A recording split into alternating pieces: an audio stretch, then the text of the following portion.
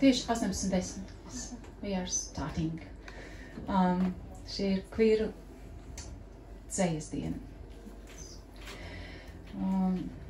Es eju no meža laukā un lūdzu jums, bērniņi, jūs, kas savās ģimeņu vasarnīcās, viesistabās, uz mašīnu aizmugurējiem sēdekļiem, savās laulāto gultās, jūs, visu dzimumu bērniņi, kas kaut kādās pirtīs piedzērušies un apnarkojušies, jūs, bērniņi, kas izdzīvoja, es jums saku tik tiešām, tas ir riktīgi bailīgi, un tomēr nāciet reiz lūdzu laukā, vai arī pagaidiet, esiet pret sevi saudzīgi, bet es tikmēr sākšu te klusiņām elpot.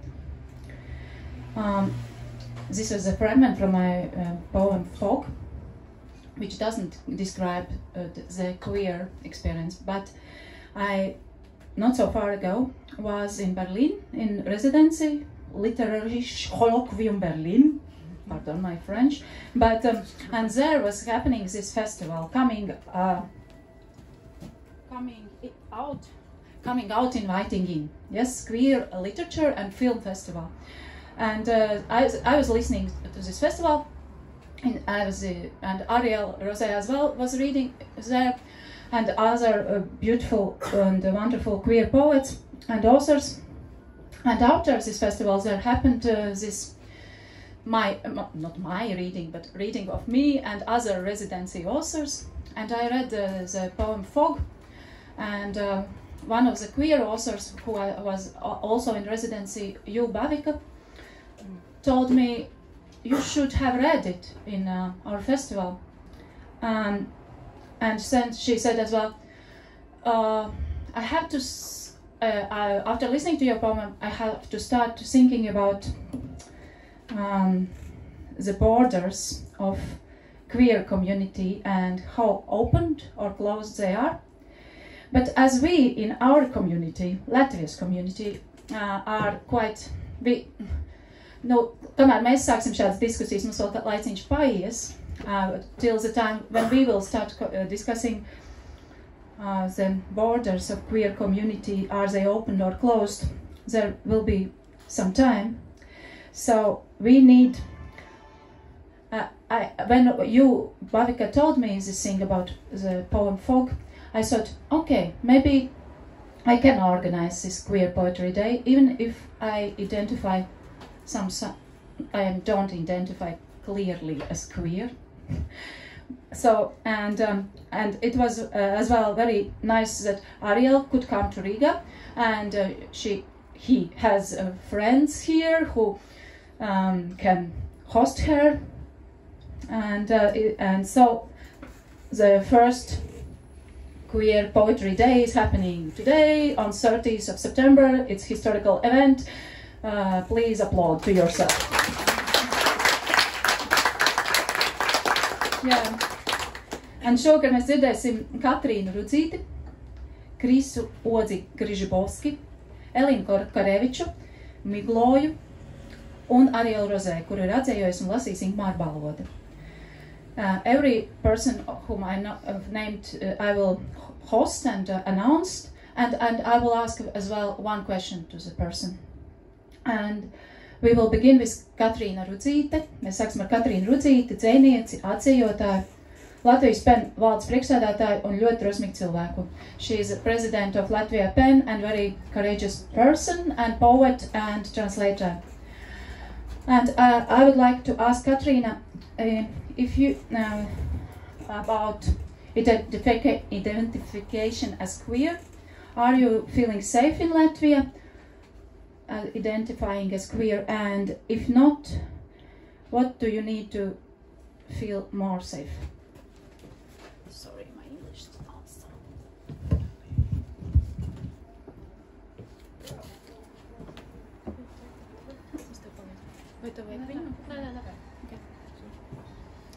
Hey, hi to everyone.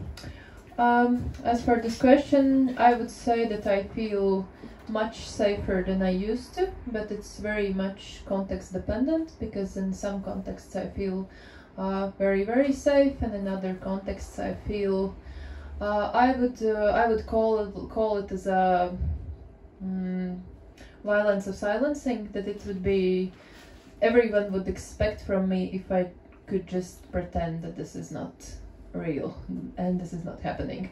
What I would need from others to feel safer, to identify as a queer author, I guess, just for more poets and writers and people in the cultural scene to openly identify as queer and to state this queerness as an important aspect of their identity, because it's very hard if you are at some place the only one, and then you just can feel a bit scary. Jā, es lasīšu dzējoļus, un es jau iepriekš atvainojos, man neizdevās viņus saformatēt vienā failā, tāpēc varbūt jums būs pāris sekundes jāpagaida, kamēr es tā kā spēju menedžēties starp 3 failiem, no kuriem es lasīšu.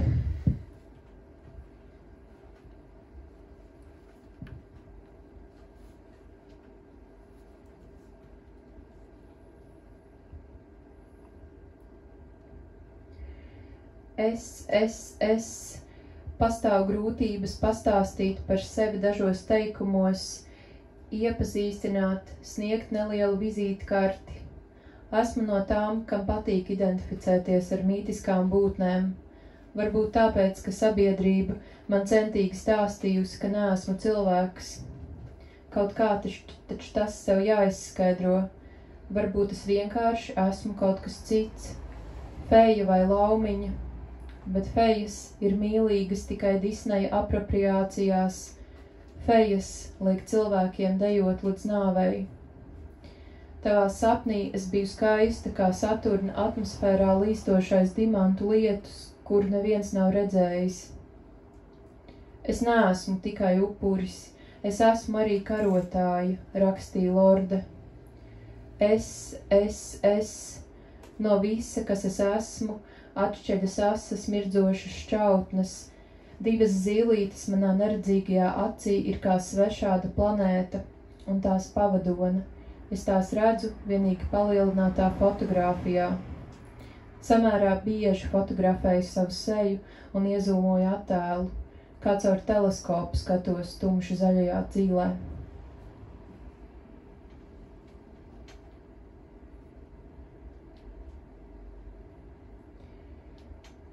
Pie jūra. 1.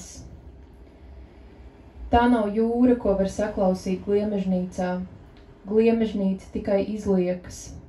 Ja to pieliek pie auss, līdzīgu šalkoņu var dzirdēt arī tējas krūzē.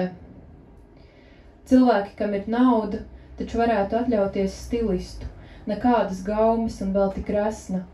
Saknieptām lūpām kristāla dzērdri secināja sieviete, šķirstot bijušās klasesbiedrenes Facebook albumus. Klasesbiedrene pozēja tuksnesī ar kamieļiem, klinšainā pludmalē, pie tūristu apsēstām strūklakām, Sēlā, Romā un Dubajā. Mammu, tas taču nav kristīgi, es gribēju atbildēt, bet tā vietā sēdēju dīvānā un bužināju labradoru milzīgās ausis. Atcerējos pelēkbaltos mākoņus augusta debesīs, kad apķēros sunim ap kaklu un ļāvu sevi nest cauri viļņiem, gluži kā filmā. Ceļš uz jūru veda gar reketiera māju. Viņš pats jau pirms 11 gadiem bija nošauts, bet uz asfalta pretī vārtiņiem gozējās nekonkrētas oranžas krāsas pleķis. Mēdzu prātot, vai tās varētu būt aizkrāsotas asinis. 2. Abas manas bērnības draudzenes izrādījās biseksuālas. Kvīru vispār ir vairāk nekā varētu šķist, taču viņas atstāja mani vienu vēsajā piejūras pilsētā. Abas aizbrauca uz ārzemēm, ne jau kopā, kā varbūt varētu šķist. Es skatījos viļņos, līdz man no pirkstiem sāka dīgt smilgas un kāpu kvieši. Viena no viņām bija mātes draudzenes meita. Atceros, kā viņas istabā slēpāmies zem gultas, lai pieaugušie mūs nevarētu atrast, un diena nekad nebeigtos. Reiz bez atļaujas aizbraucām uz akvaparku. Mājās teicām, ka Rīgā staigājam pa muzejiem. Citkārt uzkāpām uz pamestas mājas jumta. No ķieģeļiem saliktie pakāpieni šķelmīgi šūpojās. Ar otru draudzeni es iepazinos bērndārzā. Vēlāk kopā gājām uz bibliotēku un kino, bez atļaujas peldējāmies jūrā. Reiz ziemā ar ragavām braucot no apsnigušas kāpes, kliedzām uz garām ejošo skolotāju, stulbā Sanita. Pēc tam, kā varētu šķist, bija nepatikšanas.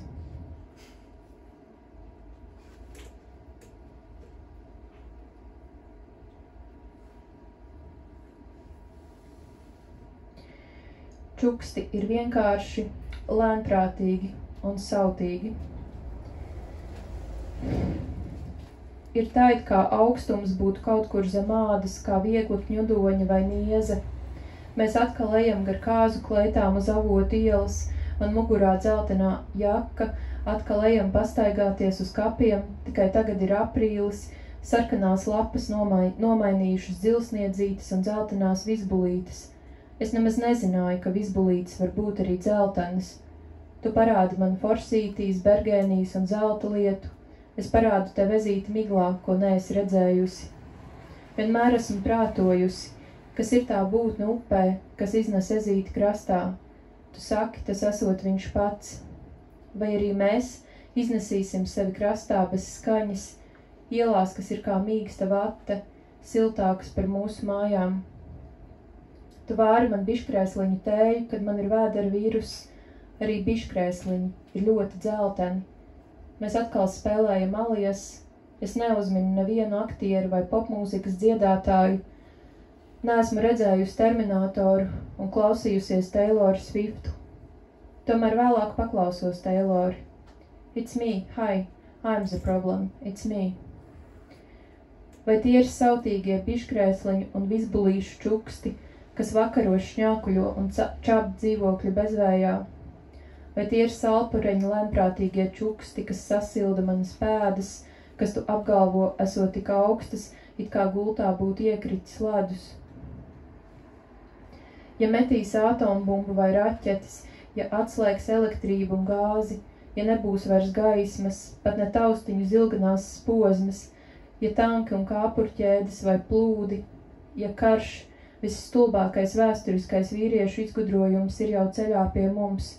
Pirms tam es gribu vēl daudz reižu gulēt tev blakus un virtuvē spēlēt milzīgās kārtas no Taigera, visu krāsu vizbulītes, violetās mirtas, laustās sirds Basteikalnu dobē, vēršmēlis, visādus zvaniņus un cigoriņus, viņu uzstājīgos neatlaidīgos čukstus un nopūtas. Gribu vēl neaprakstāmi daudz reižu, steigā sajaukt datīvu ar ģenitīvu, ar deminutīvu, nepareizi izlocīt un skaidrot jocīgus vārdus ar vēl jocīgākiem.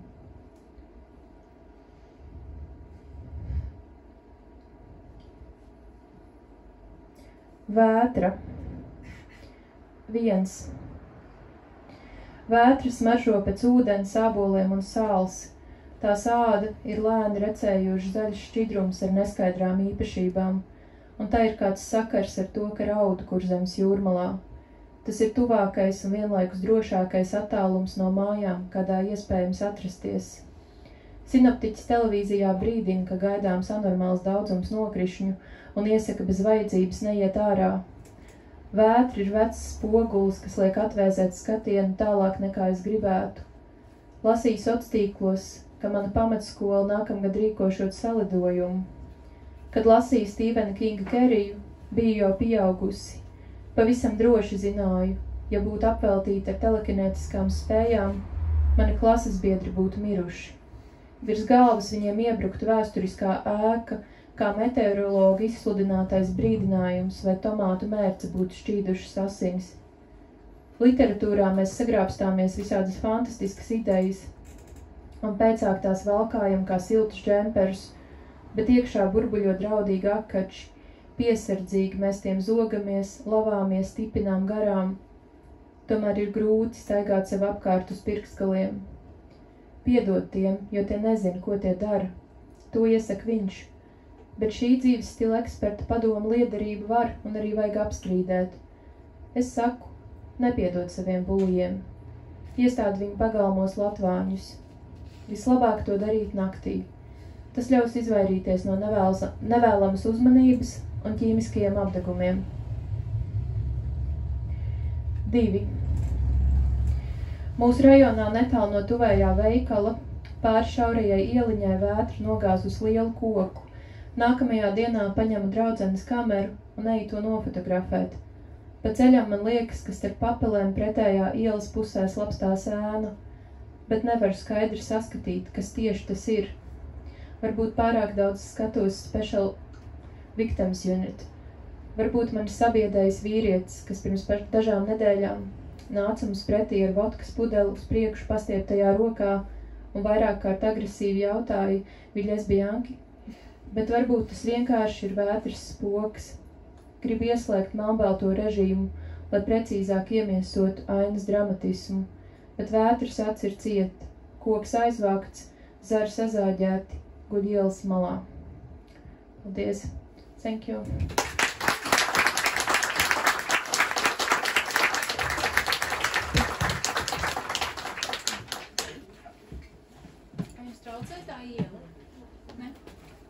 Tad labi, jo gaiss jums arī netraucē.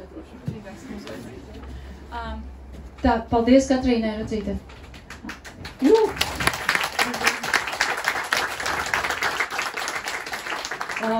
Es latviski mazliet pateikšu par nākamo dzinieku. Kris ir dzimis šajā gadsimtā. Tas priekš manis bija ļoti svarīgi to pateikt. Jā. Chris has born in this century, and he writes in Latvian, Russian, German, and English. And he started to write regularly when he was 15 years old. And his first poetry publication was Sarkan izplūdums in the laikrakstā konteksts. But maybe the main thing is that, not the main, but the important thing is that he was the main editor of avīzes nosaukums numura Gay, the main editor of this edition Gay. And he's studying archaeology in Latvian University, and he works in museum, kuģniecības muzejā viņš strādā, krājuma arheoloģijas nodaļā, as well in archaeologic department. Very interesting biography, I think. And but ikdienā viņš jūtas apjucis. And I don't know how to say it in English. He feels lost in every day. And my question is there in Latvia a queer community, and in Latvian culture is there queer community, and how is it important for you, Chris, to be the part of this queer community? And Chris Wojciech Grzybowski. Ar aplausiem sagaidām.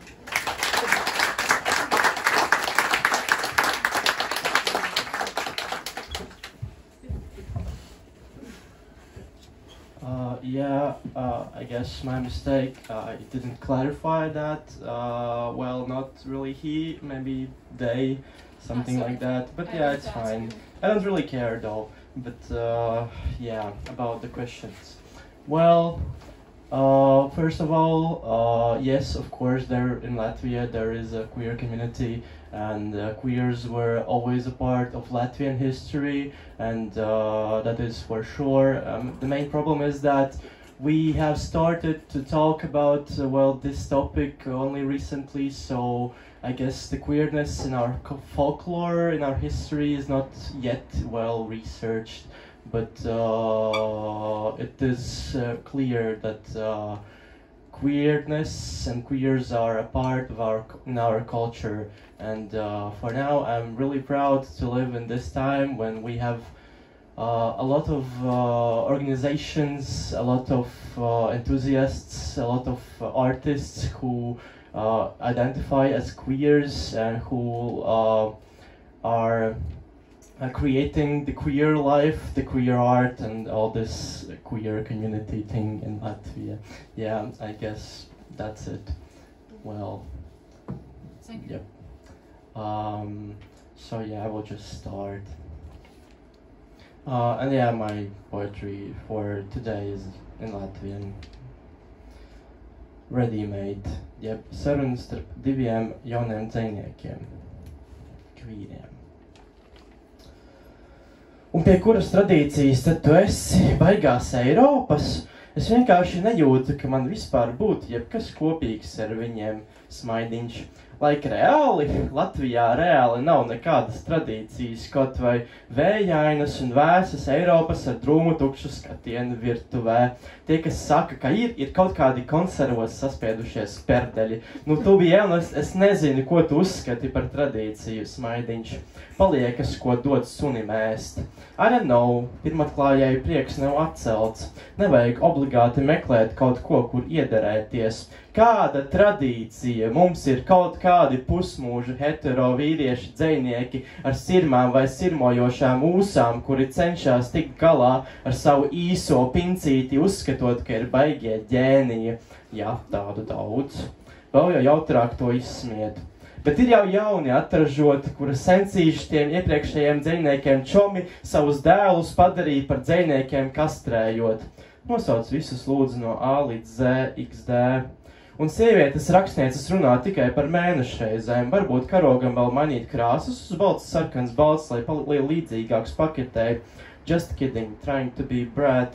Un tā joprojām. Nosauc visus lūdzu no A līdz Z, XD. Nosauc visus lūdzu no A līdz Z, XD. Nosauc visus lūdzu no A līdz Z, XD. Un tā tik tālāk.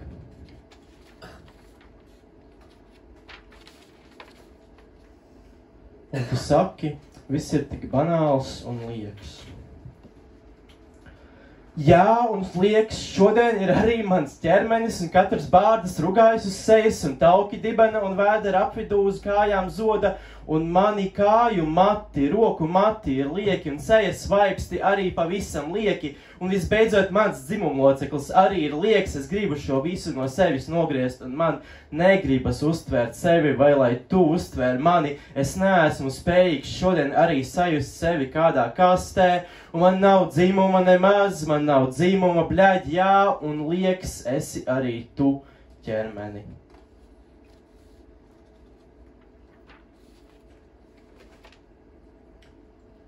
Vēl joprojām glabāju tavas fotogrāfijas savā galerijā. Nekad neskatos uz tām, nekad nedomāju par tām, glabāju kā pieminekli granītā uz stingra postamenta, mūsu pastaigām par Rīgu, mūsu roku pieskārieniem, tām reizēm, kad mūsu lūpas saskarās no rītiem, glabāju glabāšanas pēc, jo tā es nekad no tevis neatvadīšos un neteikšu pēdējo vārdu gadiem ilgā sarunā, kura kā jebkura saruna izbeidzas ar pēdējo čau.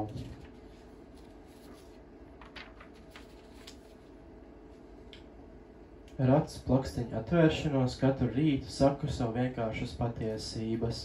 Cenšos iztīrīt zobus, nomazgāt seju un savu ķermeni, par kuru dažreiz aizmirstu parūpēties. Cenšos iemācīties dzīvot bez glāsta, dzīvot bez slīdoša vārdu uz kakla, dzīvot ar segu tavu auguma vietā, dzīvot bez mēles galiņa pie deguna, cenšos būt bez tavas klātbūtnes.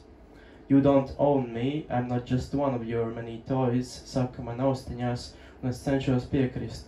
bet dziļi zem manām ribām vēl pīkst garlaikota bērna izmesta spēļmantiņa istabas stūrī.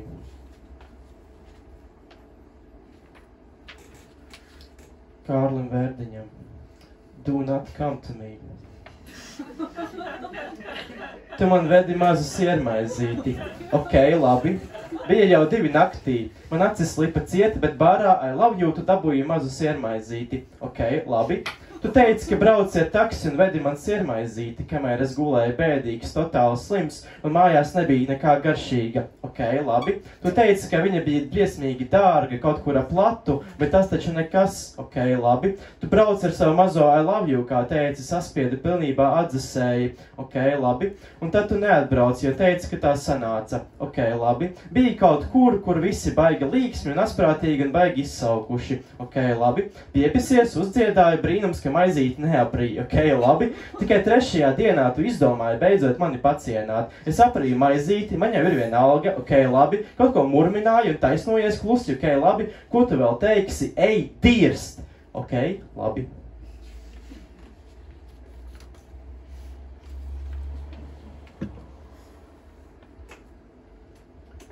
Sēžu saspiestā, slikti vēdinātā telpā un atkal cenšos kaut ko uzrakstīt. Kā jau tas notiek vienmēr, tieši pirms lasīšanas es saprotu, ka vispār es neko labu nevaru uzrakstīt un visi mani teksti ir nežēlīgi cringe. Es atveru failu ar visu savu kopš 15 gadu vecumu sakrāto it kā dzeju un domāju, ka tikai šajos mirkļos saprotu, kāpēc visi tik edgy atsakās pret sevi attiecināt dzejnieku vārdu, jo manas acis slīd pāri rindām.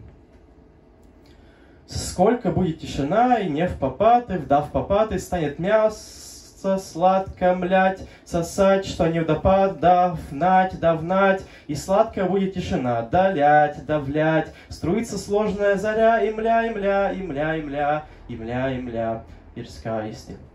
Beidzu lasīt, un nezinu gan kāpēc, bet noteikti skaisti nav. Bet labi, ka tā vairs nerakstu, it kā, bet vispār arī varētu, varbūt, un tad tomātu sula ar sēkliņām, tek pa lūpām mazi sulas ūdenskritumi, smačna.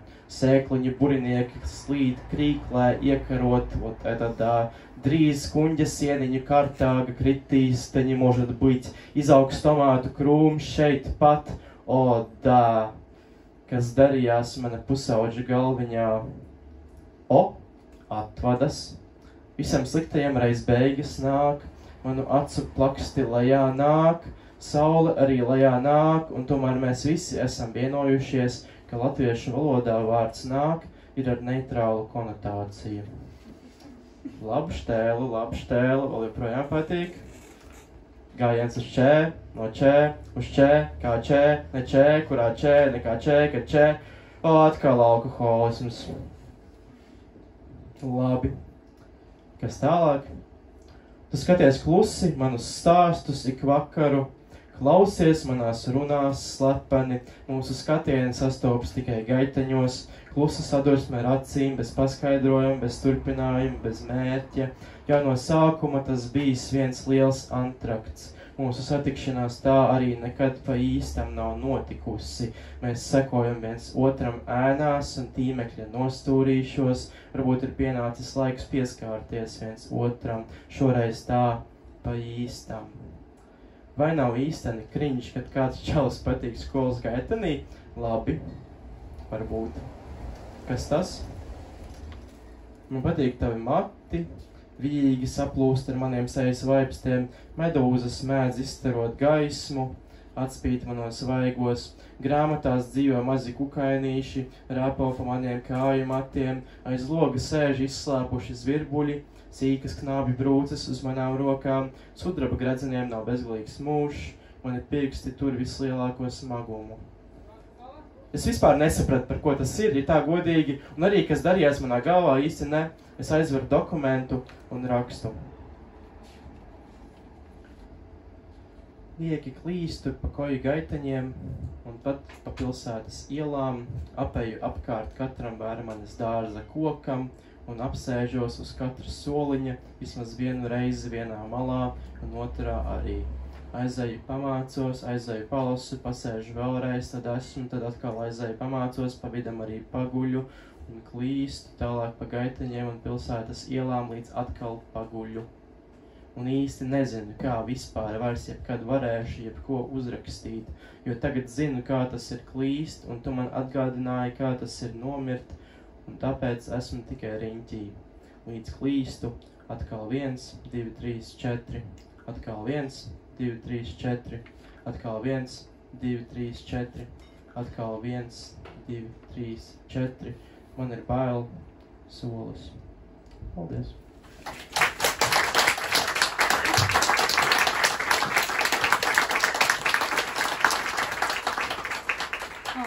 Chris Wojciech-Grzybowski, I'm very sorry about mixing up your pronouns, but it's so you are they, but it maybe starts again this actual discussion in our culture and how to use these pronouns in Latvian, and we have this viņo, vai tas būtu tev pieņemams, vai tas, kā tas ir? No, whatever. No, yeah, so it was actually very nice that, maybe not nice for you, but maybe that it happened, because it's of course very important part of this discussion and necessity to be careful with other person's pronouns.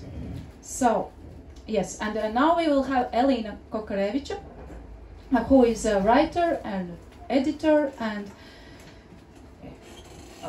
Valoda mājas projektu vadītāja, Biedrības Valoda muzejas valdes priekšsēdētāja, and as a board member of Latvia Pen, and she's working in this wonderful publishing house and place which is called Language House. Yes? So, House of Languages. And she will publish her second wonderful story collection, Flora and Fauna, like soon. Viņa iznāks kolosāls stāstkrājums Flora un Fauna, un kā es zinu, ka tas ir kolosāls, jo es esmu to lasījusi, jo es esmu tā redaktore, Bet, tiešām brīnišķīgs, meklējiet grāmatveikalos. Drīz. Vēl nemeklējiet tāpatās. Es parasti popularizēju kaut kādas grāmatas, kuras vēl nevar atrast. Jā, bet drīz varēsiet atrast. And Elīna will read some of her poems, then she will read translations of Alexa Dimitrova poems, and she will read as well translation of Tanya Hershman. And the question is, have you ever suffered because of your narrative queer, which is seen or read in your texts?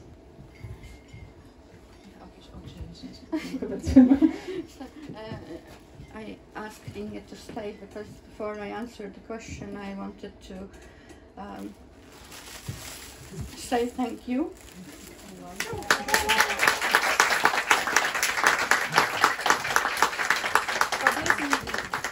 So this was thank you to Inge, not only because she organized this wonderful event, but also because she's, as I know, not only for me but for other people here in the audience as well, a real role model.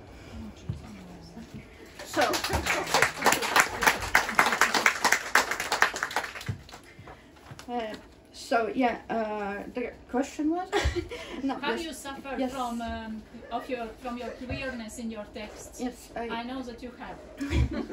So the short answer would be no, and the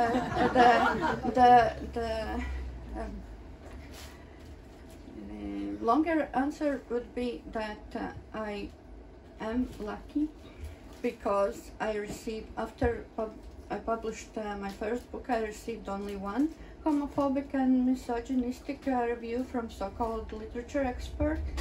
Of course, it was he, but despite that I wanted a bigger resonance of that, I still was able to influence his actions somehow, and he was disqualified from the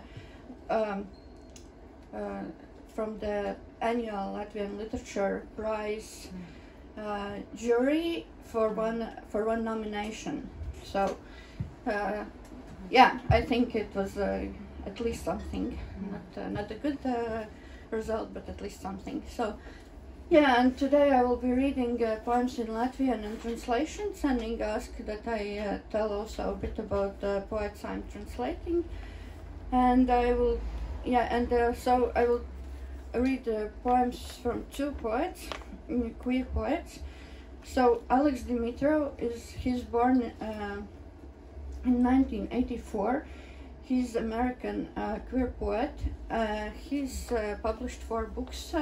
The 4th book is coming soon. This I think like these days.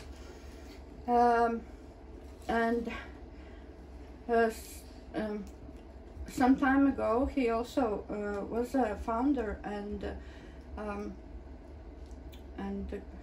curator of this Wild Boys saloon in New York, and it was like not wild but Oscar Wilde boys. And this was the saloon that introduced new poets with already established poets. And this saloon was functioning 4 years. And he's also writing a long poem about love on Twitter, and he's adding 1 line each couple of days, and last line was added 2 days ago, so you can read a really long love poem. And part of this poem was published in his collection of poems which came out in 2021. It's called Love and Other Poems, and I will read 2 of his poems, and one of the poems is called Sunset on the 14th Street, and I translated it because it's, I think, one of my favorite poems ever. And second poet is Tanya Hirschman. She's born in 1970. She's a British queer poet. She has published 9 books and received various kind of awards. She's also editor of anthology that is called Fuel, an anthology of prize-winning flash fictions raising funds for Fight Fuel Poverty. That sounds really cool. And she's living in Manchester, and it's a coincidence that last year when I was in Manchester, I bought her book. I didn't know about her anything, and it was a small queer bookshop called Queer Lit, where I found her book collection, poetry collection, Still Life with Octopus, and I will read 7 poems called Still Life from with Octopus. And when I read them, I thought that it would be great to have these poems in Latvian as well. So this was a short introduction. Also I need to tell that I'm reading and translating at this event poems by Alex Dimitrov and Tanya Hirschman with the forgot the word, atļauja? Permission of Tanya herself and right holder of Alex books, Maria Spence. Yes. So I will start with some of my poems, then I will read Alex poems, and then I will read again some of my poems, and then I will finish with Tanya's poems. Sorry, I'm a bit too nervous, so I will read slow. 2022. Gada rudenī. Kamēr visādi putni laižas pār galvu, audzējas palvas uz kājām un padusēs, modē vairs nav koptas un modernas sievietes, modē ir sievietes, kuras var sevi sasildīt pašas bez papildu tēriņiem, pašas ņemt ieroci rokās, iekurt uguni pašas. Darvin, tava evolūcijas schēma ir greiza, kad ieeju veikalā nedara man sieviešu drēbes, palēnām pārvēršos gorillā, vēders, nilzirgā kājas, čūskā ar šķeltu mēli, pa virsu vēl uzmetu bruņas kā rupucis lēni, kad tuvojas ziema, lienu atpakaļ dīķī zem ledus pie māsām zivīm. Ziema būs barga bez gāzes un siltuma, 3reiz dārgākiem griķiem, bez volta un bolta, toties ar karu.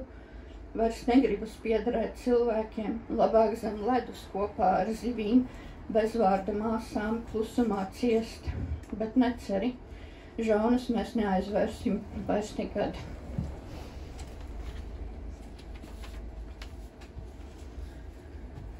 Cik daudzi ir stāvējuši pirms mums pie parlamentu ēkām, uz ielām, laukumos, pie vēstniecībām un ministrijām, aizstāvēdami parkus, kokus, skolotājas, sievietes, mežus, sievietes, lesbietes, gejus, biseksuāļus, transpersonas, mežus, parkus un kokus, sievietes, zēnus, pavisam vēl bērnus, pārtrauciet karot tūlīt.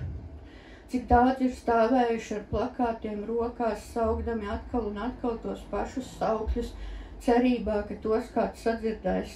Cik daudz ir stāvējuši bez cerības, cik daudzi vēl stāvēs pēc mums, cik daudzi ir piekauti cietumā miruši, cik daudzi tiek piekauti cietumā mirst, cik daudzi tiks piekauti cietumā mirs, cik daudzi vēl mirs.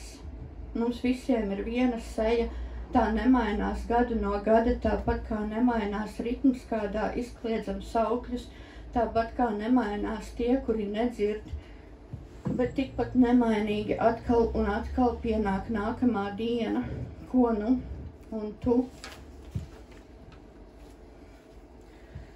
Šim dzejolim ir epigrāfs. Kas nosaka to, ka esi norvēģis? Ne jau tautastērps un nacionālie ēdieni, bet gan tas, kā tu izturies pret citiem.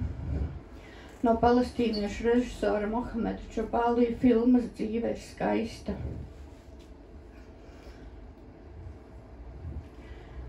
Ieskaties acīs Mohamedam, kurš piedzima komandas stundas laikā 1990. gadā, jo viņa dzimtenē notika karš, un pasaki, ka viņš tāpēc ir terorists. Ieskaties acīs Mohamedam, kurš grib mierā dzīvot savā dzimtenē, un pasaki, ka viņš tāpēc ir terorists. Ieskaties acīs Mohamedam, kurš ir piedzimis tur, kur notiek karš, un pasaki, ka viņš to ir pelnījis tāpēc, ka ir Palestīnas arābs. Ieskaties acīs Mohamedam, kurš 7 gadus nevarēja atgriezties mājās, un pasaki, ka viņa protests pret to ir vienīgi modīgs izgājiens. Ieskaties acīs palestīnietim Mohamedam un pasaki, ka viņš ir Palestīnas arābs un terorists. Ieskaties acīs Mohamedam no Gazas, kuru apcietināja uz robežas atgriežoties Gazā, un pasaki, ka viņš to ir pelnījis, jo ir tikai Palestīnas arābs. Ieskaties acīs Mohamedam, kuram 7 gadus pietrūka ģimenes un draugu, un pasaki, ka tāpēc viņš ir terorists.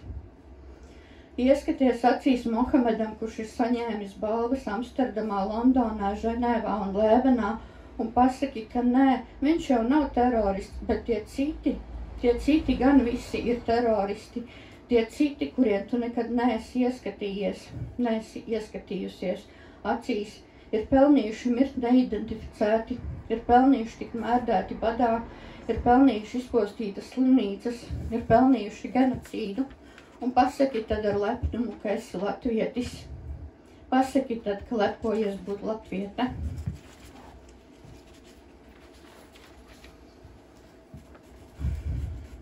Vakars Londonā. Beidzot esmu te, riņķoju ap metro pieturu Oxford Circus pa ielām, kas pilnas cilvēkiem, kuri vēlas remdēties šajā trešdienas, ceturtdienas, sestdienas vai nav vienalga kādā vakarā, gaidot rindās pie bāriem, kur iekšā var satilpt tik 7,5, vai rūpīgi ķemmējot kurpju un apģērbu veikalus. Arī es, pie velna tā taču itin nemaz neesmu es neeju smalkos butikos iekšā, kur visādi krēmi, tos māc man reibina galvu, kur pārīši izvēla zīda laketu šāles un sievietes gleznotas ar Bobby Brown un Clinique tik maigas un baisas, ak Dievs. Man jāiziet ārā, jāievelk elpa. Tā esmu es pie velna, nav nekā sveša, patiešām tā es. kopā ar meitenēm krāsotiem matiem indīgos neona toņos, kā garšīgas, ledenes, lipīgas, dodiet man visas. Cik dīvaina sajūta sastopot sevi Londonas ielās ar sīku dzelztīgu apjausmu azotē, kas tur sildās un aug un pieņemas spēkā. Sāļās karameles garša uz mēles, kad griežos pa kreisi, pa labi un iejūku vakarā, kurā itin neviens mani nepazīst. Es sevi gan.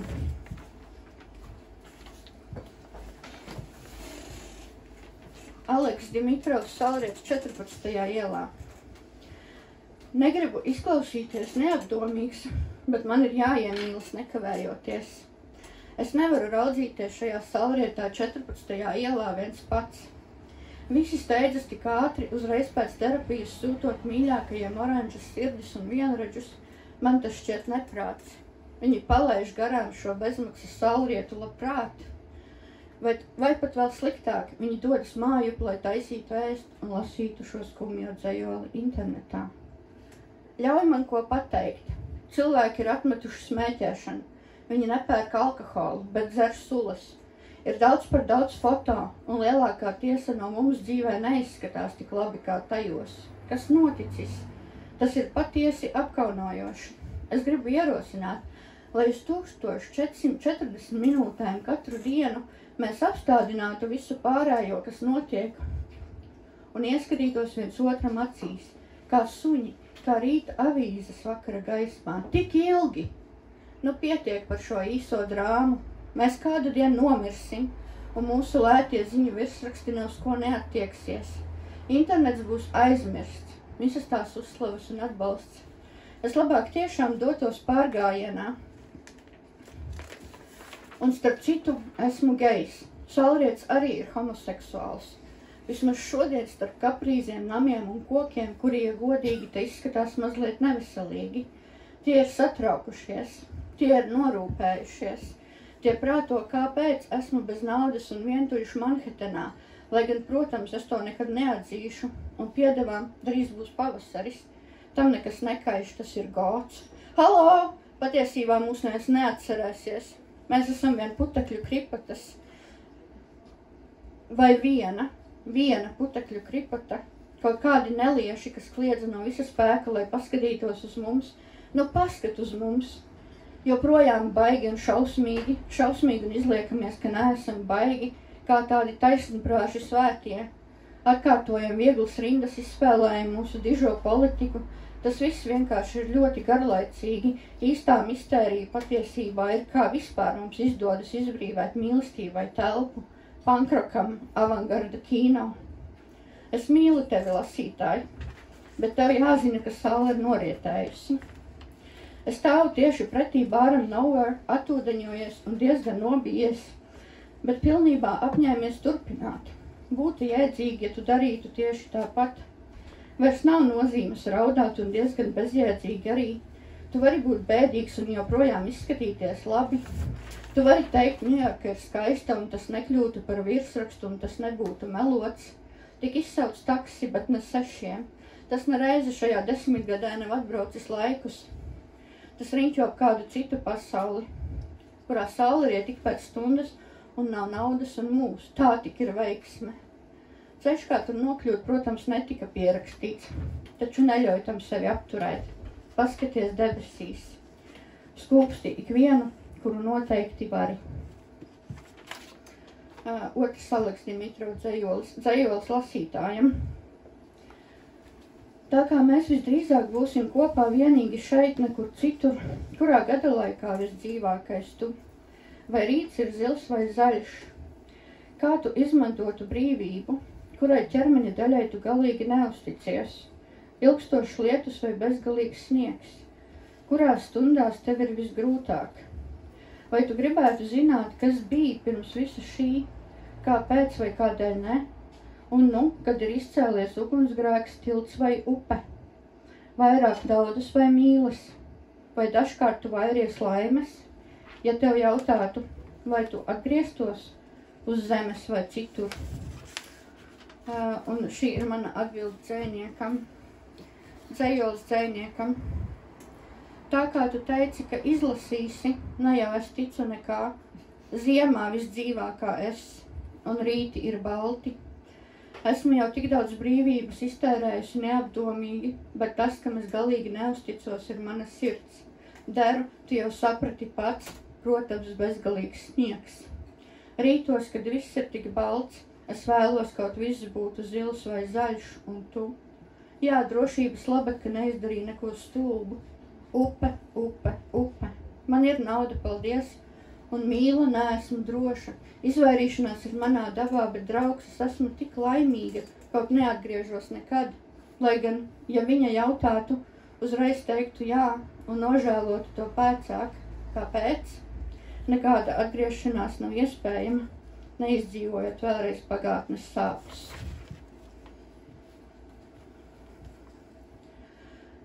Tavi mati ir cieti, kad es tos glāstu, pavisam citādi nekā mēdz būt. Tie ir cieti, stingri, tavi izlaistie mati un resni un gari.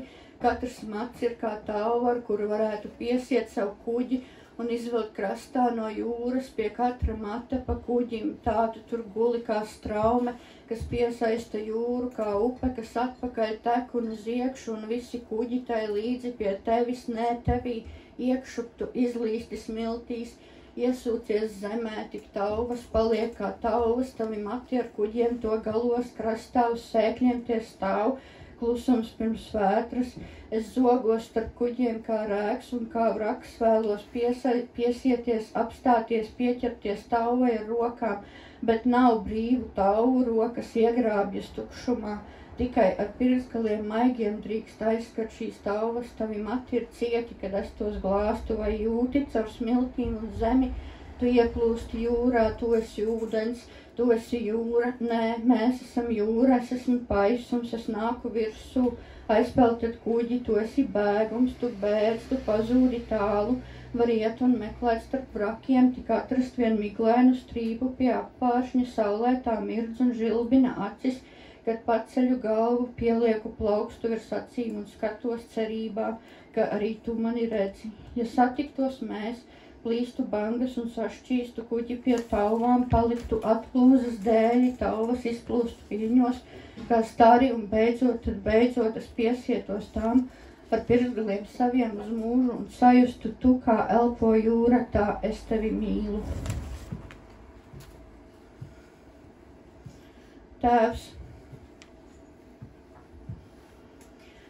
kad biju maza, māte man dažkārt stāstīja stāstu par tēvu, vai drīzāk par to, ka nav mana tēva, no svētā gara tu nāci, tā viņa teica, un dažreiz es ticēju tam tikpat ļoti, cik viņa, ka neredzēts brīnums ir dzimšana mana. Man patika doma, ka es esmu rada tam gaisam, kas plaucēja lapas lielajiem bērsiem. Kad paaugos, zināju jau, ka man brālis sen tālā pagātnē nomiris, cēlies augšā un valdīja tagad pār mani un citiem, ar it kā žēlīgu roku. Tas nebija gaišais un smaidīgais brālis, kas dažkārt visbuļus nesa no meža, dusmīgi teica, ko velcies man pakaļ kā aste, es zināju, dusmas ir maigas.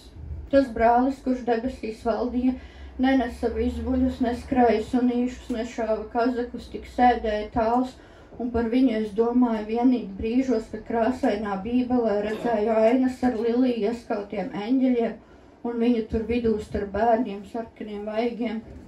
Tad pēkšņi no debesīm nokrita gars, ko sauca par tēvu, visi, kad nebija slinkums. Viņš solīja lielāko dārgumu pasaulē brālim uz zemes riteni. Es priecājos arī, jo zināju, viss, kas tiek brālim uz zemes, pēc tam tiks vēl man. Tēvs nebija vaigā pēc gara, vēl mazāk pēc svēta. Viņš zāģēja malku, skaidrs viņš šķīda, tad iegrieza kājā, tad asinis šķīda. Tik tiešām no svētuma nebija ne smakas, bet ritenis gan, tas bija svēts gars, to netika redzējis itin neviens. Es paaugos, tēvs uzradās atkal, un jāteic jau zināju, lai arī nebija viņš ne svētais, ne gars, tam piemita sendievu kaita, rādīties, pazust un izlikties labam, un atkal patiesi viņš pameta mani bez naudas pilsētā svešā, kur cilvēkiem šķiet bija naudī, maizei, vīns un grillētas vistas no megā. Brālis debesīs sēdēja, valdīja, bet jēgas nekādas, un tapa man skaidrs, ka pasakas vien tādi diži un vareni debesu dēli, pat ja tik maz kā grilētu vistu viņš te gādāt nevar, un jāprasa nauda no cilvēkiem svešiem. Kad svētais gars gāja pie sievietēm zemē un augļoja viņu siltās un apaļās miesas, nedzima dēli, kam lemts bija tad dižiem, piedzima meitas, neglītas resnas un niknas kā vērši, bet trauslas kā papīrs, un sēdēja viņas zem lielajiem bērziem, klīda pilsētās svešās, un ēda līdz nemaņai miesīgu cilvēku gādātu gaļu, līdz pārvērta trauslumu papīrā asā, kas izgriež ikvienam no miesas to daļu, kas izliekas svēta un brūce, tad sāp dienām ilgi un sūst un dedzina iekšas. Jā, tēvs, tagad tu zini, es Dieva meita, tavs lāsts un pātaga tava, kas atceras visu un atpazīst pasakas tavas lielākā teika, ko cerēji tu, ir asarām slacītais stāsts par debesu dēlu brīnumu, un tāpēc tu neskaties acīs man, meitai no Dieva. Tev kauns redzēt pļauku, ko trieci debesu sejā, kad saprati neglīta resna un nikna kā vērsis nāks meita, un sarakstīs bībeli savu, un ticēs tad viņai visi, kas ēduši grilētas vistas no mego, bez naudas klīduši pilsētās svešās, ticībā svētiem garam, kas nāk tikai tad, kad augļoties grib, nevis tad, kad jāgādā iztikas tiesa, mūžīgi mūžos. Āmen.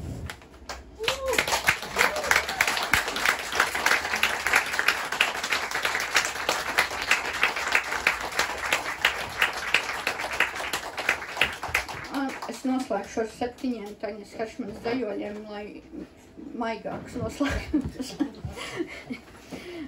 Taņa Heršmana, Klusā daba ar 8 kāju, 1. daļa. Man krūtīs mīt 8 kāju, kas cenšas manu sirdi sniegt tev.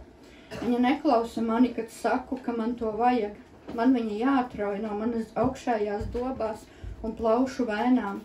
Jautāju, kas viņai licis domāt, ka tu vispār to gribi. Viņa purina galvu, viņas krāsa mijas norādot uz vilšanos, cerību, saikti. Beidzot es ļauju viņai to paņemt. Kad tās vairs nav, viņa iemitinās tās vietā tieši precīzā sirds muskuļa nokrāsā. Man rūp, kur mana sirds ir tagad, vai tā maz pie tevis? Atslāpsti, čukst 8 kāju man krūtīs. Šīs lietas tu kontrolēt nespēji. Klusā daba ar 8 kāju, 2. daļa. Tik reizi palūdzu viņai ierāpties burkā man par prieku, kad satikāmies noskatījos visus šos eksperimentu ierakstus. Viņa nopūtās, bet ierāpās teica, es varu atskrūvēt vāku, viegli atbrīvot sevi. Tu varētu ieņemt jebkādu formu pēc vēlmes, es teicu. Neko viņa neteica.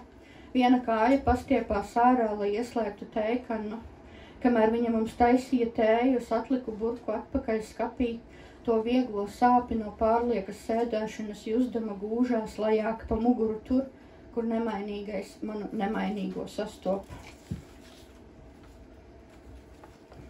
Klusā daba ar 8 kāju, 3. daļa. Mana 8 kāja, 3 sirdis, 8 daļai pakļautas kājas, nekad nespēja izvēlēties vienu grāmatu vien, pārlapo vairākas, saputro sižetus, lai gan 5.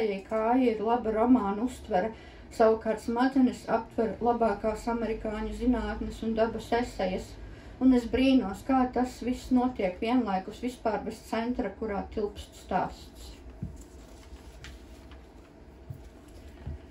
Klusā daba ar 8 kāju, 4. daļa. Mana 8 kāja iepazīstina mani ar savu draudzeni, salsūdens krokodīla, viņa man teica. Paraug to galvaskausu, es saku, kas par brīnišķu galvu. Man mazliet skauž 8 kāja, man teica viņas žokļu spēks, ņemot vērā, ka man vispār nav kaulu. Viņas draudzene uztver mūsu komplimentus klusējot, vienīgi pamāja. Viņa nav pļāpīga, teica man 8 kāja, tāpēc mēs satiekam. Saprotu, saku. Un tā kā man šķiet, ka viņas grib palikt vienas, nolieku tējas paplāti. Dodoties prom dzirdu, krokodīla murmina, ko tu viņā saskati. Viņa ir kā citplanētiete, mana 8 kāja saka, tik valdzinoša. Klusā daba ar 8 kāju, 5. daļa. Šodien manai 8 kāja ir 8 lietus sargi. Vai pie mums ciemosies draugi, saku? Es iekārtoju stendu, viņa saka, daži domā, ka lietus nekad nepārstās līt. Gudri, es saku, un kopā mēs sakārtojam galdu. Viņa ir daudz par mani ātrāk apstājas, noskatos, bieži vien izplūdi straipus. Vai tev pietrūkst ūdens, es prasu. Viņa paceļ 2 kājas pret debesīm. Abas skatāmies augšu, lāses krīt acīs. Saprotu, saku, mēs pārdodam visus lietussargus jau pirmajā dienā. 8kāja uzsauc man kūku, telpās. Mēs noskatāmies, kā lietus tek lejup gar logu. Nav nevienas citas vietas, viņa saka, kuras labprātā gribētu būt. Klusā daba ar 8kāju sastāvdaļa. Starp 8kāju viļas kājām ir noruna. Kāja klejos pieskarsies, pētīs, ziņos par atradumiem, par dažiem atradumiem, taču bez saistībām. Ik kāja drīkst paturēt lietas pie sevis, kāda ir sajūta, glaudot metāla korpusa paliekas, ko tā uzgāja, aiz vis tālākās čaulas, un ķermenim arī ir lietas, par kurām tas mūžīgi klusēs. Klusā daba ar 8kāju 7. daļa. Un ja no 8kāju spētu runāt, un ja nu tie pagrieztos pret mums un teiktu, pietiek ar visām tām burkām, testiem, kur varam mēs iekļūt un cauri kam izkļūt, jūs jau esat redzējuši, uz ko esam spējīgi. Ja nu tā vietā viņi mūs apskautu, teiktu, arī mēs jūs esam vērojuši, esam redzējuši, kur jūs iekuļaties, kam cauri cenšaties izkļūt. Ļaujiet jums palīdzēt, ieraudzīt jūsu burkas vākus, ļaujiet jums iemācīt, atslābt, ielpot, atsvabināties. Paldies!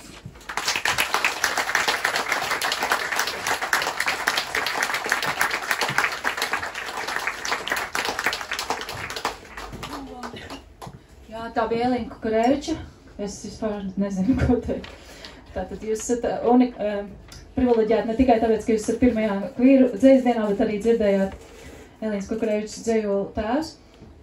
Man liekas, mēs esam laimīgi par to.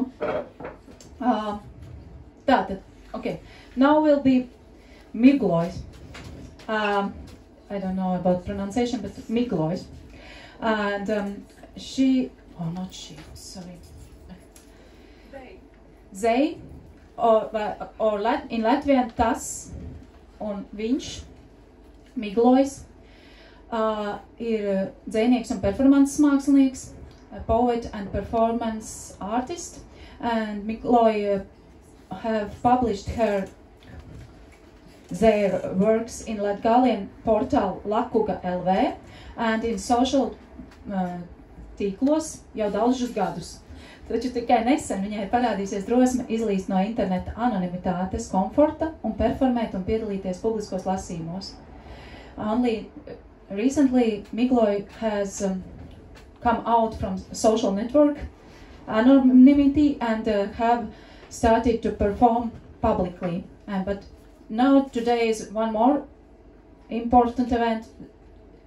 Tieši šodien aprit 1 gads kopš Migloi pirmās performances. Urā!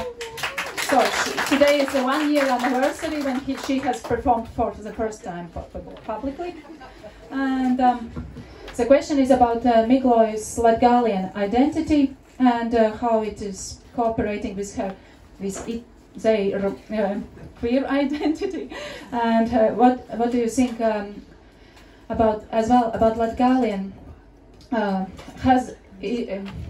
How it is in Latvia? Is it discriminated as well as as queer community? Can you speak a bit about your Latgalian identity? Migloi.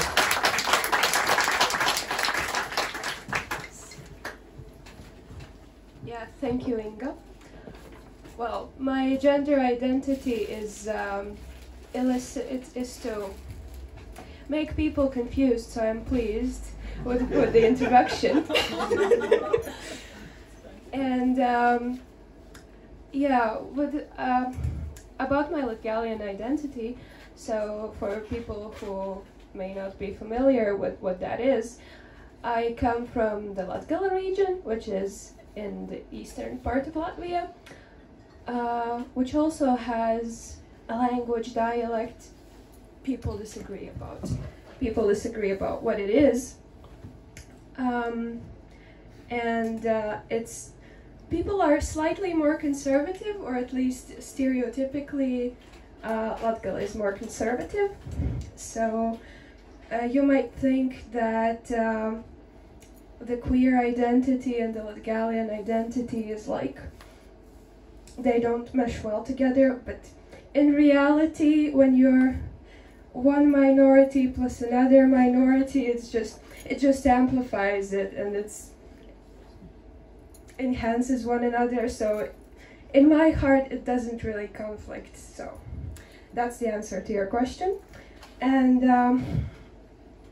about the poems I'm about to read, they are in Latgalian.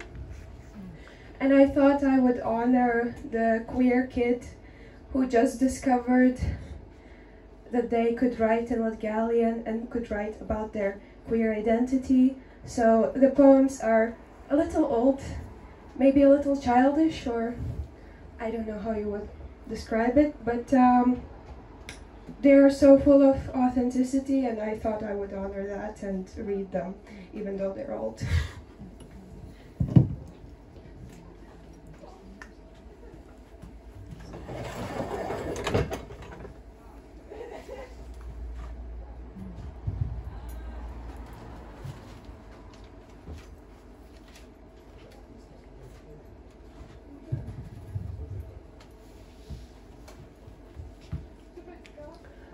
Labadīna! Muna sīva aizvei sīnu ar korstu pīnu. Labadīna, karantīna! Muna sīva otkon slima. Labadīna, muna sīva, es jau nokupi teve cīmā. Labadīna, man nav pīna, nešu sīvai sātis sīru. Munai sīvai nav laba dīna, vasalu dīnu nav dzārusi pīnu.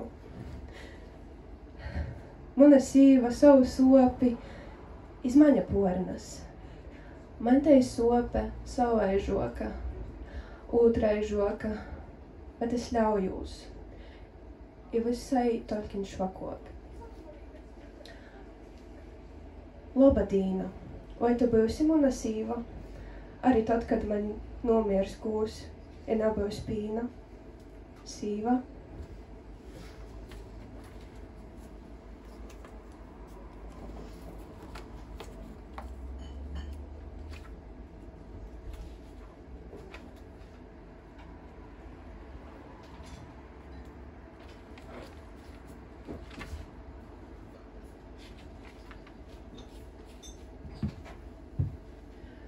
Kad mani apcīmoja sapens pēc dabas mistisks, ci metafizisks, atgododams par aizgojušīm laikim, aizīdams ar izgaisušīm tvaikim, es biju prīceigs ir aizī kaitnīcisks, tamā dīnā mienešņīgs speidā pelns.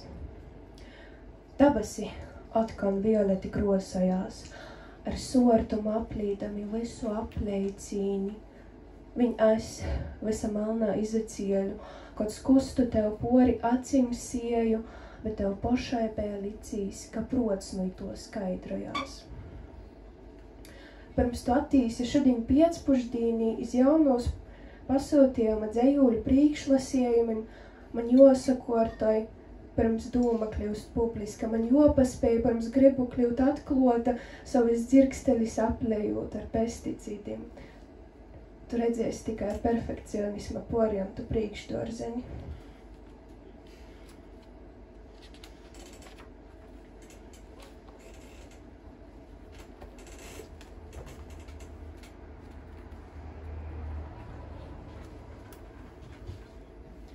Margrītenis.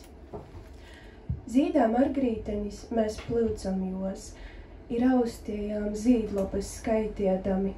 Tu nezinoji par munu gunteni nūglobotu, kūptu, izsorgotu no caurvieju, vātras i leita, naizlaužūt i saulis reita.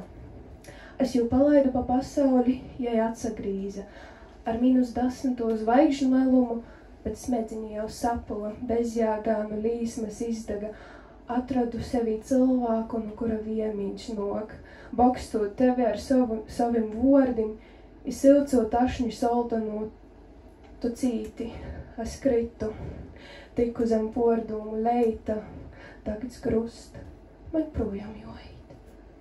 Apreit, Margrītenis, atkon zīd.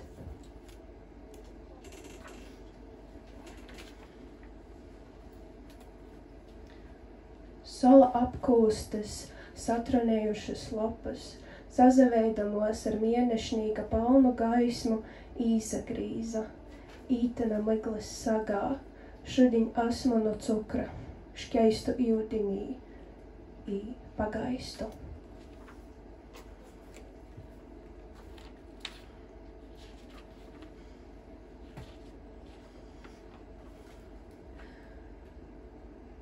Ir laiks beidzot paklausēt orstus.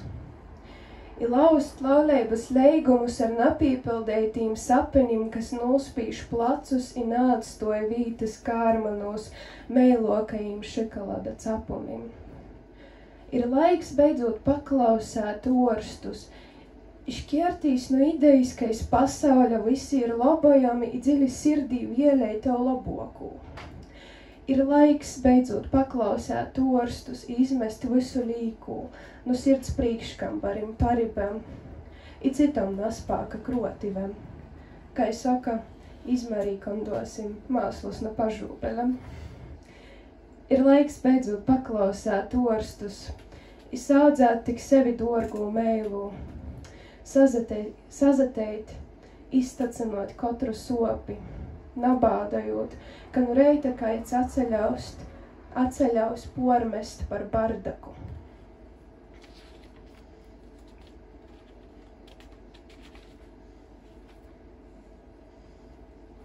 And I also have some poems that are more recent, but so that it's not all just very old and very a kid who just discovered poetry. Ka genders ir īdūmu koncepts, izdomāts Eiropas apvienotajos laboratorijos, es labprot gribētu paskaidrojumus, ar kaidu sorositu zemfrekvencis viļņiem tiku uzrezoniecis kolna, kad pēc manu zilo ragaviņu aizdūšanas mani rotaļbīdri uzvaico, dēļ ko tev ir dzeltonas biksis I rozā kurtka? A ty vapše on, Iljana? Es laikam ziņoju. Es visu dzeivi atbildi zubrieju.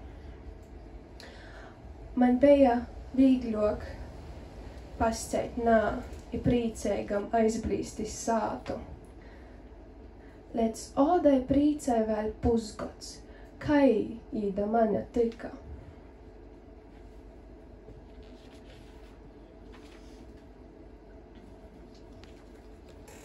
Šodien vakarā pēc 7 ir joīt Meglis medeibos. Te ceļsīs no nīdraino morka, pīdzīžot varadeišu orķestram, viegrīšku zīdi kai garšvīla, kas uzbārta Meglis popkornam. Slapnīs gaiss kai cukravata, kuru nikai nevar atsadzert, I saulis spaiti aiz horizonta, būs reibinošs acu limonāds.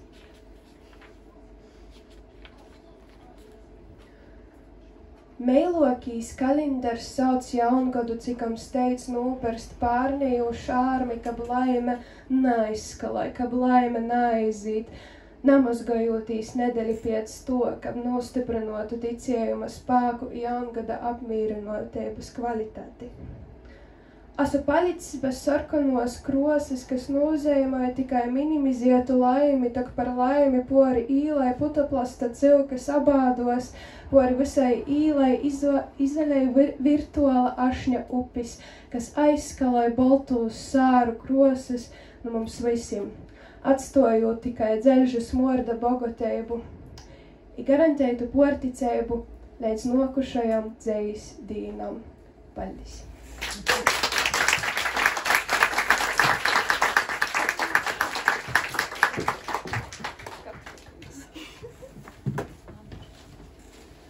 Paldies, tas bija Miglovs.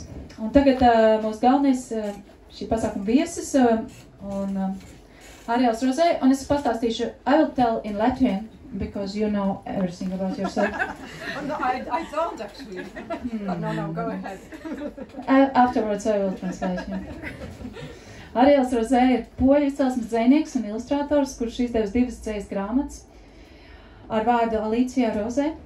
Pusnakts līdzības un naktī jūra ir sirds muskulis. Viņš ilustrējis Jaroslava Iraškeviča kaķu grāmatu un par to ticis nominēts 2015. gada skaistākais grāmatas balvai. Par ilustrācijām Magdalēnas Stulī grāmatē Šis un citi meži iegūst Varšavas literatūras balvu un grāmata nominēta starptautiskajai IB balvai. Ilustrējis arī Iljas Kaminski grāmatu Dejojot Odesā. Ariels atzījo un tulko no norvēģu, franču, angļu, itāļu, spāņu valodas un poļu valodā un no poļu valodas angļu valodā. Ariels ir viens no projekta Both Sides of the Border Face East veidotājiem, un kā arī strādājis pie grāmatas, kurā intervēt vairāk nekā 50 ukraiņu dzejnieki. So now you will hear Ariel Rozē and his wonderful translator Ingmāra Baloda. Ingmāra Baloda is poet and translator whom we know, everyone, or more or less. So, and I forgot about the question. Yes, question. Question was that, can you tell us about your story and whether in you leaving, for example, Poland, was connected with your queer identity, and there was a second part as well, something about what would need to be done for people to feel more safe, to come out and to feel what will be a safe place for queer people and to be as who they are. Okay, I will go to pub and bring you one more this chair so you both can be on the stage. Okay. I don't need a chair. Yeah, I also can stand. Okay, so you won't have. Sorry, just do it. So. Ariel Rozē un Ingmāra Baloda.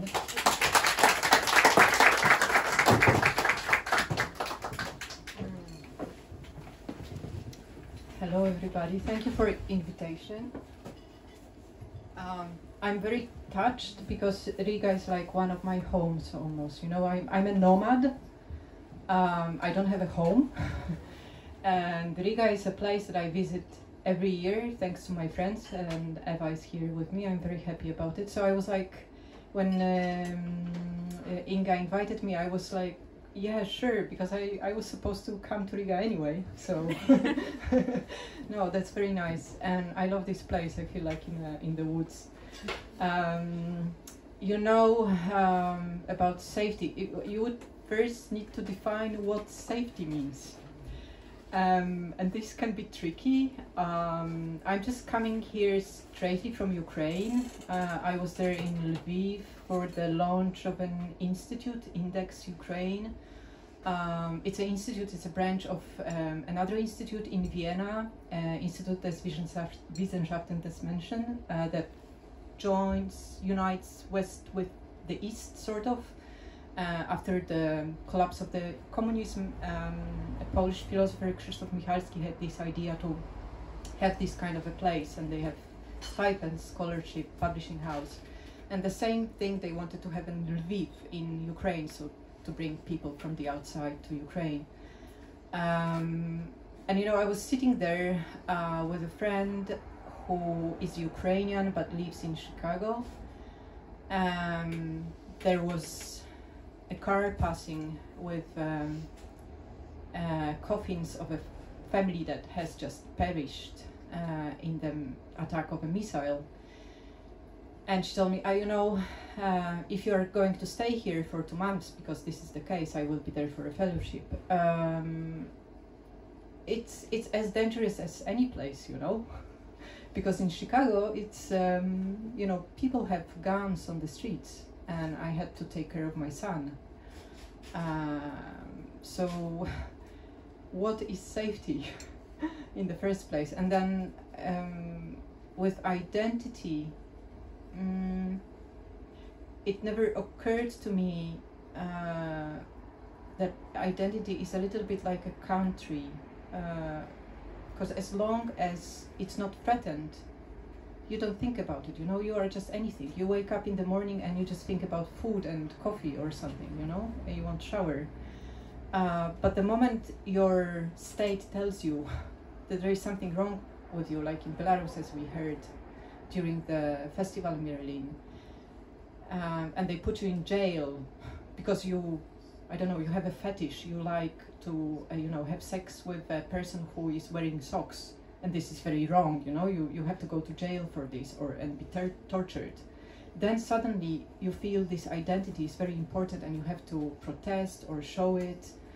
And it's a little bit like with Ukraine, as long as it's just Ukraine, or it's like Latvia. Do you wake up in the morning and you think, I'm Latvian, this is very important. I will go out and show everybody, that I speak Latvian, and it's very important. It is important, but it's not, it's not. You're not threatened. And once you are threatened, suddenly it becomes identity, and it becomes very important. And in my own country, what can I say? It's as shitty as everywhere, I guess. It's a bit complicated place. It's half-half. Half of the country votes for liberals, half for the right wing. When I was visiting their border with Belarus, with a person I was in love with, and we were kissing at the petrol station, and we both identified as men. There was a car passing with 4 guys, and they shouted, "Gays go to horse shit." And we felt like it's a compliment. I was like, hey, they thought we were a gay couple. But it shows many things. Like, if it was in the forest, we could have been in danger, I guess. It was a petrol station, there were people around. I don't know, I don't think about those things, but maybe because I'm not that threatened, but I guess I felt uncomfortable enough to begin traveling, and I left my country 17 years ago, and I was also in Latvia. I was in Baltic countries and Scandinavian countries, traveling and writing my first book. So, and I will read from the first book, but maybe Ingmara would like to add something to this. Vakar, good evening, Gabriel. When I hear you speaking, I somehow simultaneously comment and respond in Polish, because no matter the time you are absent from Poland, I somehow translate everything into your beautiful poetic language.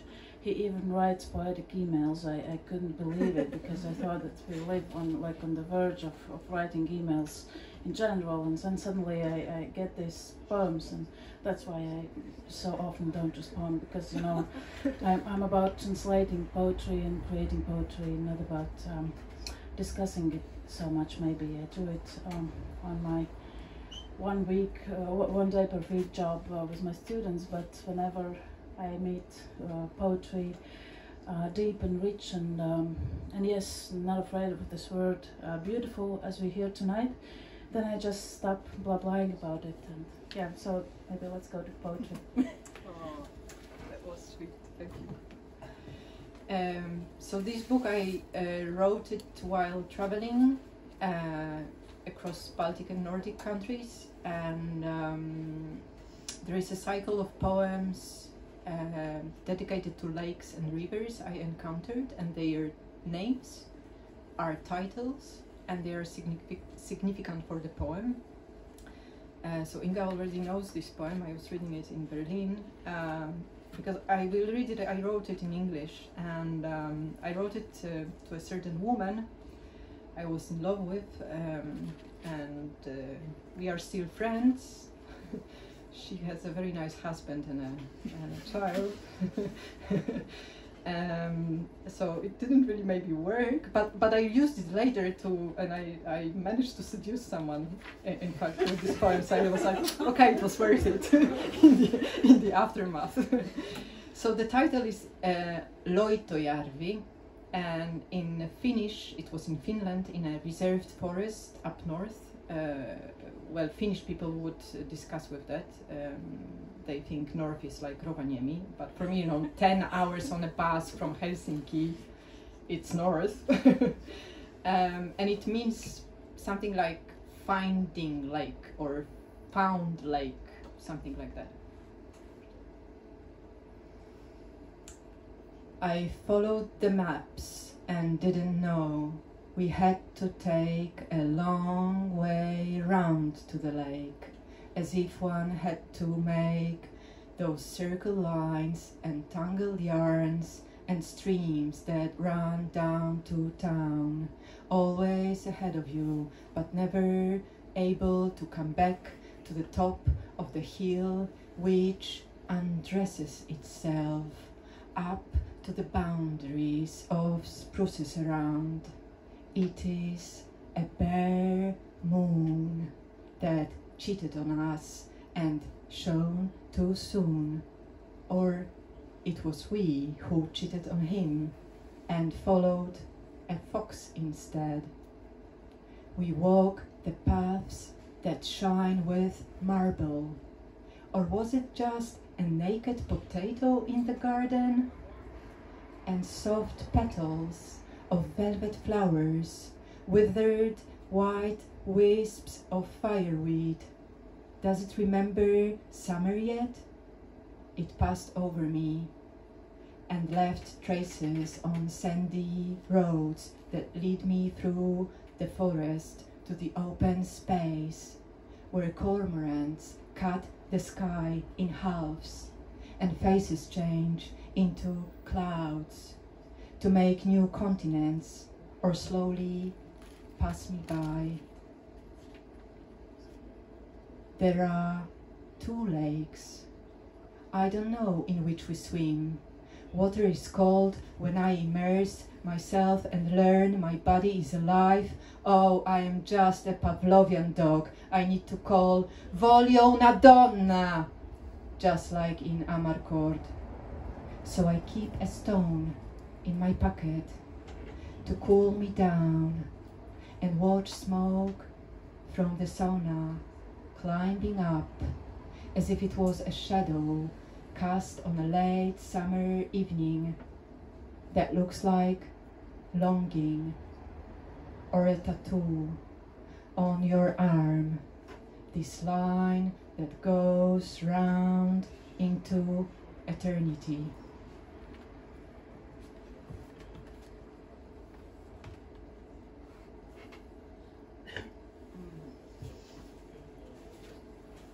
I'm a little bit tired, you know, because I'm just traveling all the time. So forgive me if I fall asleep. Just wake me up. This book, I'm a nomad, but then I got stuck on a peninsula in Norway during the pandemic. So I know this peninsula very well. I just walked it around thousands of times. And what can you do? Well, it was pandemic, so I just wrote a book, and it's mostly about history and memory, but part of it is a little bit like playing with history, playing with mythology, because that's something that is close to me. I always loved all those figures from ancient Greece, and but not only, I love Shakespeare, so I was playing with those figures. They were I was just inviting them over. I rented a cottage. I was just sitting there and inviting them over and just playing. And I chose those poems for today because they are a little bit queer, in fact. Polish language is quite oppressive, and you have to choose. Either you have a masculine or a feminine verbs and adjectives and so on. So I thought to try to be like a man and use masculine and address those poems to women, or just imagine that I'm a strange figure that is maybe non-binary. So this poem is about this kind of a figure, Shakespeare's play Prospero, and Ariel, it's the Tempest, and Prospero is a brother who is exiled to an island. He loses Naples, and he hires this assistant, Ariel, to help him, to gain his kingdom back. So it's about them, and I will read in Polish, and I'm so grateful to Ingmara to hear it in Latvian. Pieśń Prospera. I nie zakochuj się, Ariel, to do niczego nie prowadzi. Mówi Prospero i podlewa krzaki bukszpanu. Trwa kanikuła. Czuć omdlewająco słodki zapach malin, ciężkich od soku, który rozpływa się na liściach w słońcu. Prospero nie pamięta, o co chodziło. Jego pamięć jest zaginionym kotem z ogłoszenia na sklepie. Chciałby, żeby Ariel został. Jest spokojny, pisze wiersze, stoją pod mostem słońca. Pająk nudzi się godzinami niczym wartownicy w muzeum. Kwitnie wyka, macierzanka. Jeleń goni sarnę trzeci dzień. Jego pragnienie słychać nocą. Córka Prospera studiuje za granicą, w kraju, którego historia jest lepką żywicą. Ariel wolałby zostać. Pyta o numer IBAN. Chce zapłacić za czynsz. Kaliban, Kaliban, powtarza Prospero i idzie po kosiarkę. Potem długo stoi na tarasie. Wzgórza Neapolu ciemnieją, pulsują tysiącem świateł. Powoli nadchodzi burza. Niebo zamienia się w płótno. Może to kliszee, myśli Ariel, ale w przyszłym życiu chciałby być wodą morza, którego fale to galopujące w popłochu stado koni.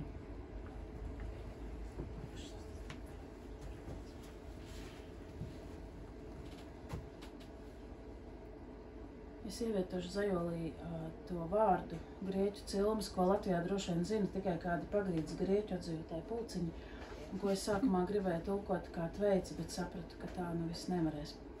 Prospero dziesma. Neiemīlies Ariel, tas nekur nevedīs, saka Prospero un laista savus bukšus. Turpinās kanikulas maržo āvenes reibīgā tvīksmē saldus no sulas, kas aizlīst pa lapām saulē. Prospero neatceras, par ko bija runa, viņa atmiņa ir pazudis kaķis no tā sludinājuma pie staba. Viņš gribētu, lai Ariels paliek. Viņš ir mierīgs, raksta dzejas. Abi stāv saules patiltē, zirneklis niekojas ar stundām, kā muzeja zāles uzraugs. Zied vīķi, mārsils. Briedis dzenas pakaļ stirnai 3. dienu. Viņa iekāri naktī dzird katrs. Prospero meita studē ārzemēs valstī, kuras vēsture ir līpoši sveķi. Ariels gribētu palikt, taujā pēc IBAN numura vēlas samaksāt īri. Kaliban atkārto Prospero un iet pēc zāles pļāvēju. Pēcāk stāv ilgi uz terases. Neapolis pakalnis attumst, pulsē 1000 gaismās. Palēnām savalkas vērtra, debesis audeklā pārtop. Varbūt tā ir klišeja, domā Ariels, bet nākamajā dzīvē viņš gribētu būt ūdens. Ūdens no jūras, kuras viļņi ir putās sadzītu zirgu bar sauļos.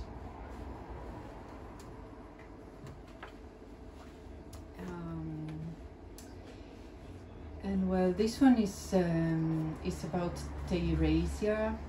And there was this guy who wanted to be a little bit like God, and gods didn't like that, so they punished her, and this personality started to be blind, but could see the future. So there was some kind of an inner side that gained but lost something, and could change their gender, so they were sort of non-binary. According to their circumstances, they were just changing gender. But anyway, suddenly this person was blind, so I just thought that maybe they needed an assistant. And I identified more with this other personality from the poem, Odysseus, because I'm a nomad. And I was searching for a job at that time, and nobody wanted me, So the true story is that I thought about being an assistant to a blind person, and I applied for a job, but I just forgot, and this is really a funny part, that I have this kind of like a sort of an illness, you could call it, that after dark, like it's like after sunset, everything is like totally dark. Like when it's gray, for me it's like just dark, I don't see anything. So I cannot guide a blind person. It's just so stupid of me, but I didn't get a job. Teirezjasz szuka asystenta. A jeśli, pyta Odyseusz, to jest nieodwracalne i stracę miłość?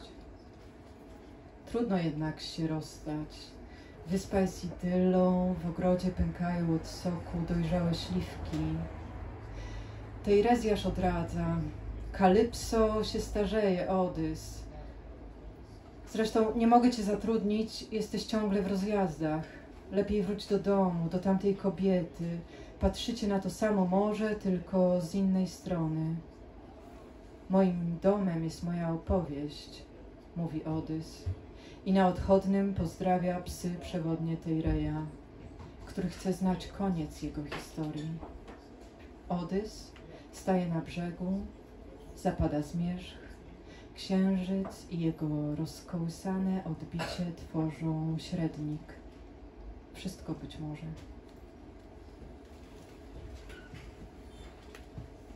Tirēzijs meklē asistentu. Ko tad? Odisejs vaicāja, ja tas būs neatgriezeniski un man zudīs mīlestība. Grūti ir atvadīties. Sāle ir idilla, dārzā ieplīst sulas, pārpilnās plūmes. Tirēzijs atrunā Kalipso noveco Odiseju, un es taču nevaru tevi ņemt darbā, tu mūždien braukā apkārt. Atgriezies labāk mājās pie tās sievietes, skaties tai pašā jūrā, tikai no citas puses. Manas mājas ir mans stāsts, saka Odisejs, un aizejot sveicina suņus, kuru saimnieks grib zināt viņa stāsta beigas. Odisejs apstājas krastā, nu jau krēslo mēnesis un viļņotais attēls ir Semikols. Viss var būt.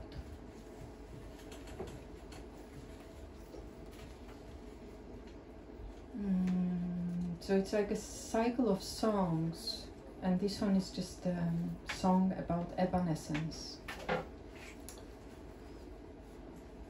To jest pieśń o przemijaniu, które pozostawia nas bez odpowiedzi. Nie musisz wiedzieć, co kryje serce niedźwiedzia. Ma kolor paproci, soczysty, miękki. Możesz ją zjeść, mówisz, ale tylko jedną. Musisz nauczyć się, jak ją odróżnić od tej z trucizną. Twoje dłonie na stole, niczym liście karbowanej kapusty. W naszych językach mieszka kobieta i mężczyzna, albo są jednym i tym samym. Twój kraj to ogień, mój to woda, która parzy. Za oknem las stawał się coraz mniej czytelny, niczym litery w książce, gdy tracisz wzrok. Właśnie wtedy, nocą, przyszła we śnie Szeherezada. Powiedziała, mam dla ciebie prezent. To nie rekin, to 1 i 1000 nocy.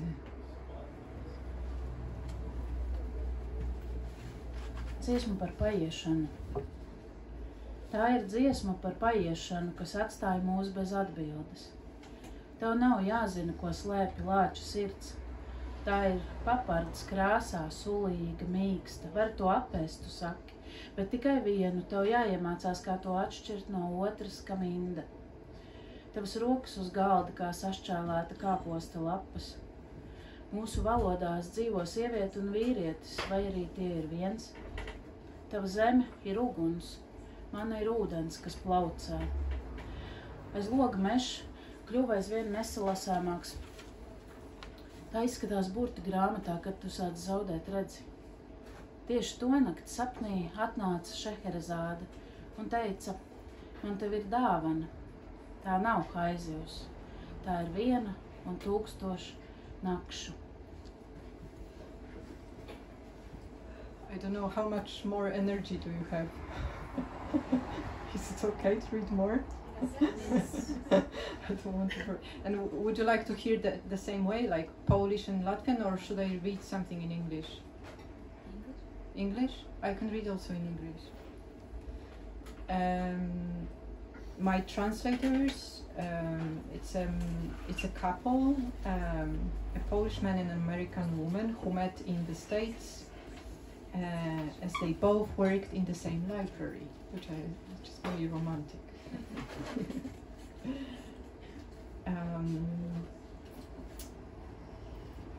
So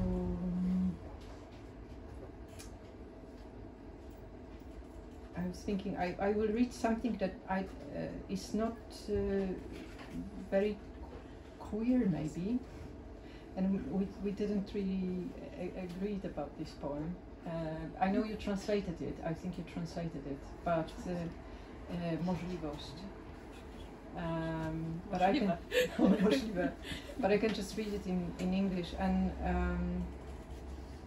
because because the war in Ukraine is still going on, and the book was very much about history, and this poem I wrote it in Berlin, and I was thinking about the war in Second World War in Europe, and especially in Berlin. But it was just after Bucha, and I was just struggling with this and trying to somehow pull myself together. So there are like two wars in one poem, even though maybe not explicit, and it's called Opportunity. Get over it. In another city, in another country, whose language you half know, that is, until the 88th page of Gottfried Benn's biography. He saw the hungry beast of war penetrating the streets of Berlin, on which Katakolwitz walked from home to studio, studio to home, stroking the stone until it turned into the body of her dead son. The chestnut candelabrum slowly fades, the wind grows stronger, and the scent of viburnum in the garden. They bury the unknown in a single grave, the size of a lake. Hugging each other at the bottom, we will cover them with the warm blanket of memory.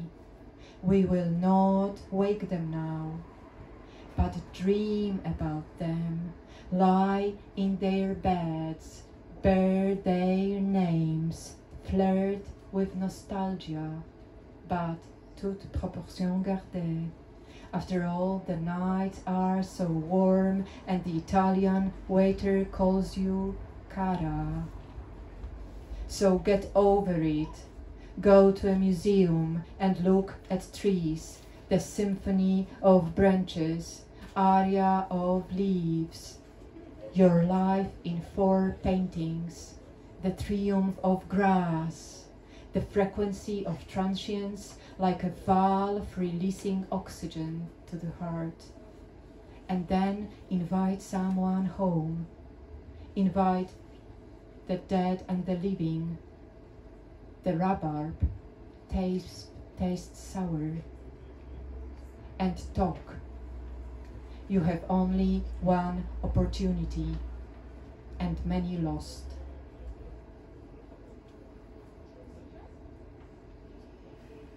And something that Ingmara has here with her.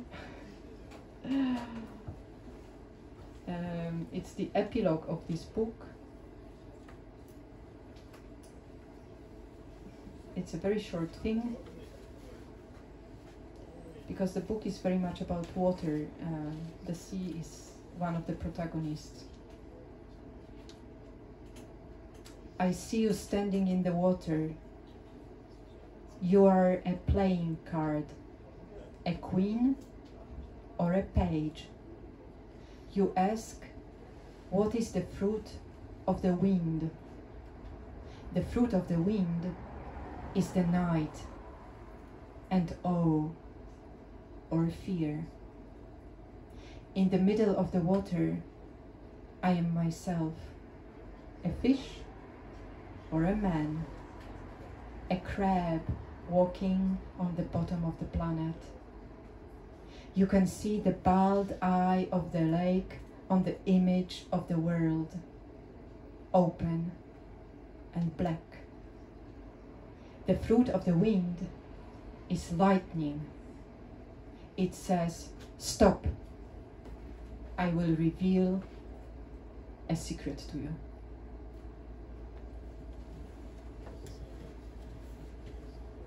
Es teiktu, ka šis viens no maniem mīļākajiem Ariela dzejoļiem, savukārt to iepriekšējo maza reklāmas pauze ir iespējams izlasīt portālā Punktum, kur labu laiku, kā jau tas nomad dzīvē gadās pēc Ariela viesošanās Rīgā Punktum festivālā, pēkšņi parādījās arī publikācija ar toreiz tam festivālam taisītajiem dzejoļiem. To было просто крутка пауза. Autoreklāma iekšē mugurā. Bet tagad dzejolis. Redzu, kā tu stāvi ūdenī. Tu esi kārts, karaliene vai pāšs. Tu jautā, kas ir vēja auglis. Vēja auglis ir nakts un izbrīns vai bailes. Ūdenī es esmu es, zivs vai cilvēks. Vēzis, kas vēzējas planētas dzelmē. Pasaules attēlā var redzēt kailu ezera aci atvērtu melnu. Vēja auglis ir zibens. Tas saka, stāvi, tūdaļ tev izlikšu noslēpumu. I think maybe that's enough now. It's been quite a long evening.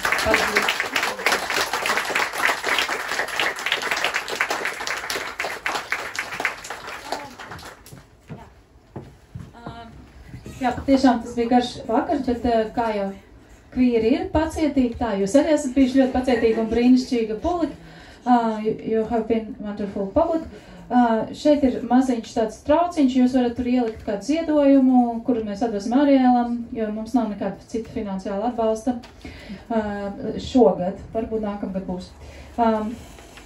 Jā, un šodien uzstājās Katrīna Rudzīte, Krisote Grisbovski, Elīna Pakareviča, Migloj un Ariela Rozē kopā ar Imāru Valodu.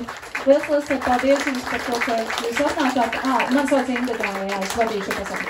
Un liels paldies jums, ka jūs atnācāt un tiekamies tad nākamajā kvīru dzējas dienā. Atā! Naudu!